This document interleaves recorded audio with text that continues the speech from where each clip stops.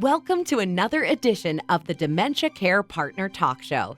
Now, here's dementia care expert Teepa Snow and your host, Greg Phelps. Hello and welcome to the Dementia Care Partners podcast series. I'm your host, Greg Phelps, and joining me as usual is Teepa Snow. Now, Teepa, just a while back, I was scrolling through the Positive Approach to Care website, teepasnow.com in case you missed it, and saw something about engagement. First, maybe you can tell me a bit about what that is. I don't think it has anything to do with marriage. And then a little bit about the why. Well, interesting that you say that it doesn't have anything to do with marriage, because when we do an engagement, it means we agree to come together. We're going to be together. And engagement in the world of dementia means I'm going to offer something. Would you like to engage in it? And so it's the human being engaging with the environment, with a task, with another human being, with the world around them. Because humans have this capacity to isolate or engage, and to engage in a variety of ways. I mean, I could visually engage, verbally engage, physically engage. I can initiate, I can participate. I mean, being engaged means I've got my brain in gear, I've got my body in gear, I've got my eyes in gear. In other words, I'm being somehow activated by what's going on. So that's what being engaged is all about. So, where is the line between engagement and activities? What is that, a blurred line, or are they two distinct things? Yeah, well, activities is more the task or the thing that you could possibly be engaged with. But if I were to say, oh, bird watching, you could be engaged in a variety of ways. So you could be engaged at looking at a book, at the birds you might want to watch. You could be looking out the window. You could be going out on a hike. You and I could be talking about the birds in your birder book. We could be learning about bird watching.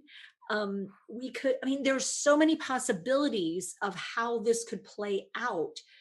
And so the idea of an activity is like, well, that's like a menu. Engagement is what I choose to do with you, or maybe without you, but in regard to how I want to spend my time, how I want to spend my life. I want to use my brain in my body. So, does engagement also work for things like routine care in care facility settings? Would I use my engagement skills for that? Okay, cool. So the difference between I'm going to give Greg a bath. I'm gonna give Greg a bath. Greg needs a bath. Well, then that becomes an activity. It sounds like I'm going to do it with you, Greg, or to you. That one sounded like a two. A two, yeah. Well, because you can't do it yourself. So I'm going to participate in the bathing of you. Oh, gee, So, thanks.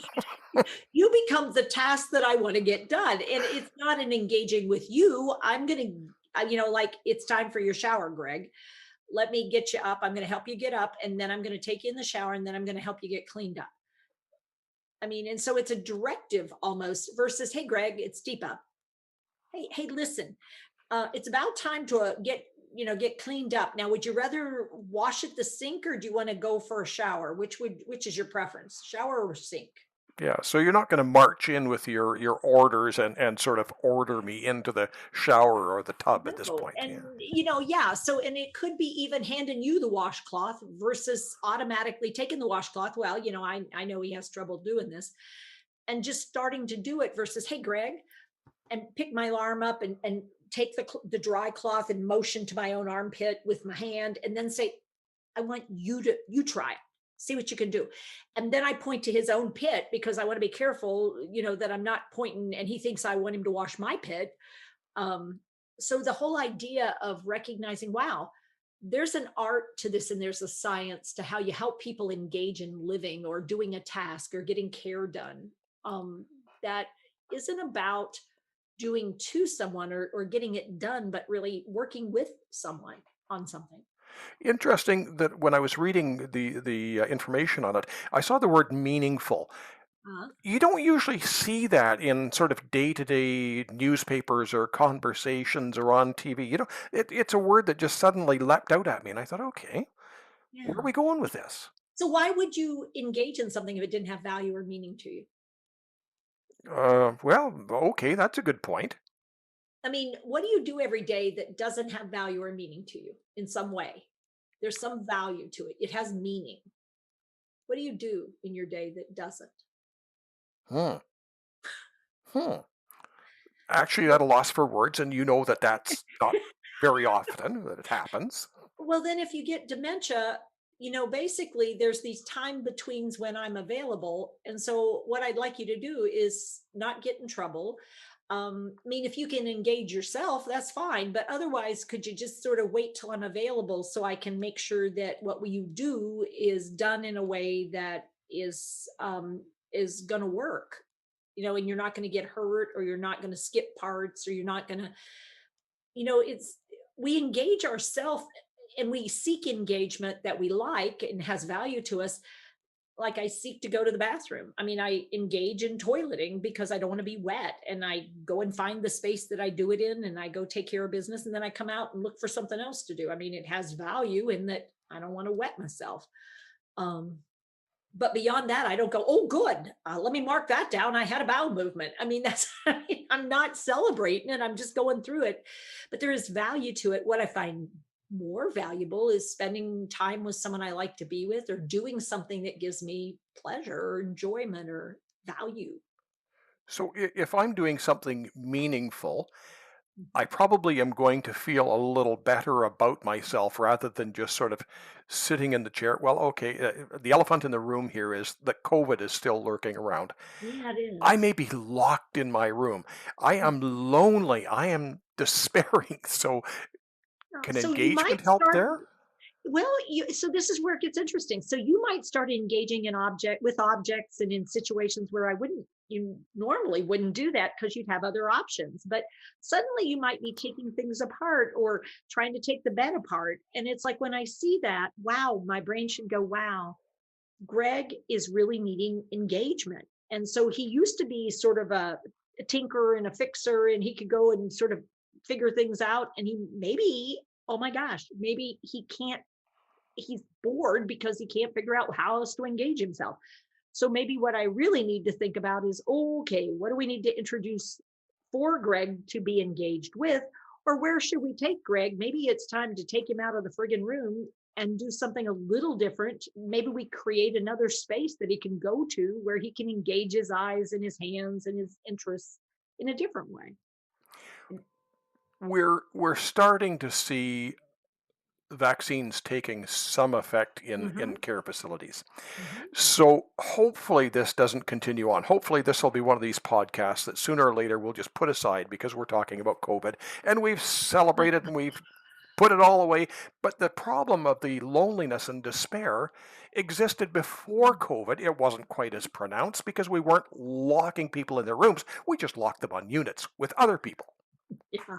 Yeah. And so I think it will always be an issue. Engagement will always be an issue as long as we don't realize the importance of getting permission, giving permission, and choosing to participate as a right and a responsibility of a human being, whether they're living with dementia or not. And so, as a care support person, my mission is, how can I encourage engagement with me, and then encourage engagement with the environment, and then encourage engagement on the task? How can I shift up the tasks so it has appeal and value for you?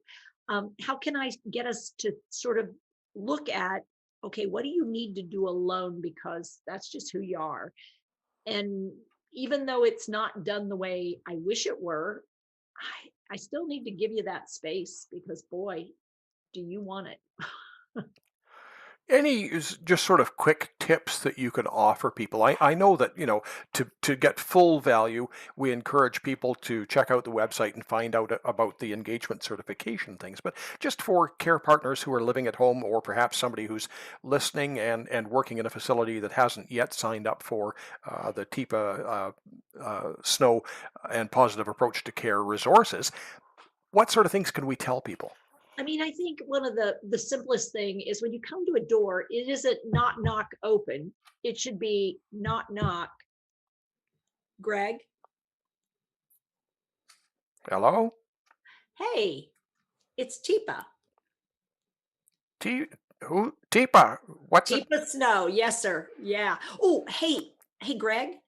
May I? Sure. Oh, hey, I like your beard. It's trimmed up, eh? Yeah. Oh, hey, Greg. Feel right there by your corner of your mouth right there. Can you feel right there at the corner? Ooh, I think Uh, maybe. Uh-oh. over here? Yeah. Yeah, yeah, on the side there. A little feel a little crusty, maybe? Something there. It looks like a milkshake maybe got there. Oh, hey, tell you what. Come with me. I want to show you something. Oh, okay. So, what I'm doing is I noticed something. You have dried milkshake in your mustache and your beard, probably because you engaged in drinking that milkshake. But unfortunately, you didn't engage in making sure your mouth was cleaned up afterward. When I came to the door, there was the knock, knock, Greg, and I paused. I had to wait until you chose to participate. And then you said, yeah. And I said, hey, it's Teepa. And I had to give you a chance again because this is how we engage. We gauge the other person's ability and we match them. Um, and as I try things, I can get you maybe to notice things, or if you still don't notice, then maybe I move on. But by the end of it, I have you up out of the chair, going to the restroom with me, getting a washcloth and wetting it and with warm water on it. Now, how many abilities did you just show me? Wow. You Oh, so you're engage. making notes too. You're watching what I'm Oh, I doing. sure am. I mean, look, you're engaging with the cloth, you're engaging with the sink, you're engaging with the faucet, you're engaging with the water, you're engaging with the mirror, you're engaging with me, you're engaging in a conversation. I mean, we miss how many opportunities we have because we don't use the opportunities. We simply miss them. Or let's just flip that for a moment. What if you just simply barged into my house? What might Ooh. happen? Well, you might choose to think that I have no business being there, and you might react pretty strongly because I'm a stranger coming in, and then I start touching.